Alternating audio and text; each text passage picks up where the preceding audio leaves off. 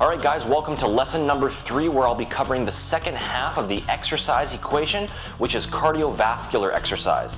Cardio is an effective way to burn additional calories as part of your fat loss program, or as a way to keep your body fat levels under control during a muscle gaining program. The subject of cardio stirs up a lot of debate and controversy, with expert opinions ranging all over the map. From the best cardio exercises to intensity to duration to frequency, everybody has their own opinion on what constitutes the ideal cardio program. In this video lesson, I'm going to be outlining 5 simple, straightforward pointers that you can implement right away into your cardiovascular exercise program in order to speed up your rate of fat loss.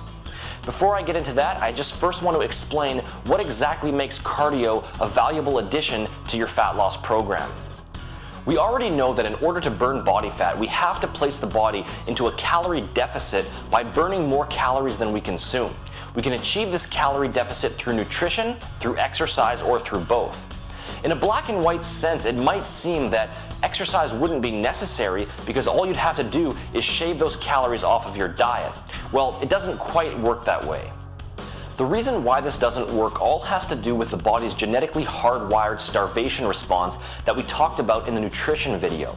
See, when you restrict your calorie intake, even when it's not to a very significant degree, the body reacts to this by slowing down the fat-burning metabolism as a means of conserving energy. A fat loss program that includes nutrition without any exercise will still produce positive results, but it won't produce results to the same degree as a nutrition program that is also coupled with a cardiovascular exercise program. This is because an intense cardio program is going to allow you to burn additional calories while still providing your body with all of the nutrients that it needs for proper functioning. In doing so, you're going to prevent your body from entering into a starvation state and keep your metabolism elevated. The synergistic effect of a proper nutrition program coupled with weight training and cardio is going to push your metabolism into overdrive and allow you to burn far more calories while still keeping your body in a well-fed state. To sum this up, proper nutrition without exercise is going to give you body fat losses, but also significant losses in lean body mass, which is going to slow down your metabolism. Whereas nutrition coupled with exercise is going to allow you to burn body fat while maintaining your lean body mass and keeping your fat-burning metabolism elevated. Now, that said, cardio still is not the holy grail of fat loss as a lot of people treat it. It's all too common to see those people who slave away day in and day out on the treadmill, and yet their body shape never really seems to change. Just because you're performing cardio does not mean that you can go ahead and cheat on your diet, and as long as you're consuming more calories than you're burning, you're not going to burn any body fat at all, no matter how much cardio you're doing. When it all comes down to it, proper nutrition is still the key to effective fat loss, and weight training is still the most effective form of fat-burning exercise. Cardio is simply one additional tool to help you burn calories at a quicker rate. So with that introduction out of the way, let's dive right in with my 5 pointers to help you structure the most effective cardio routine possible.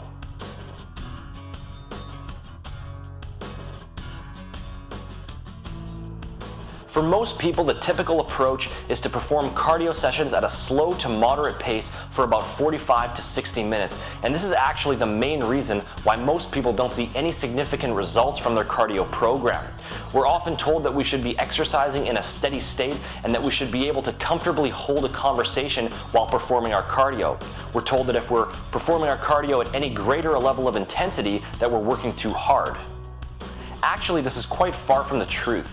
While it is true that when the body is in a steady state, which is where oxygen supply is meeting oxygen demand, that the body uses a higher percentage of body fat for use as fuel.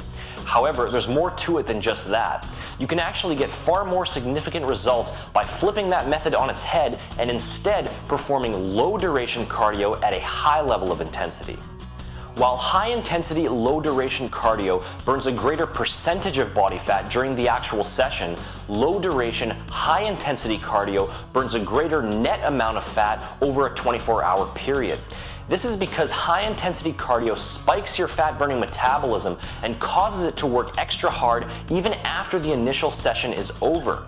You perform the initial session, this lights the fire, and your body starts burning calories all around the clock even while you're sitting on the couch watching TV.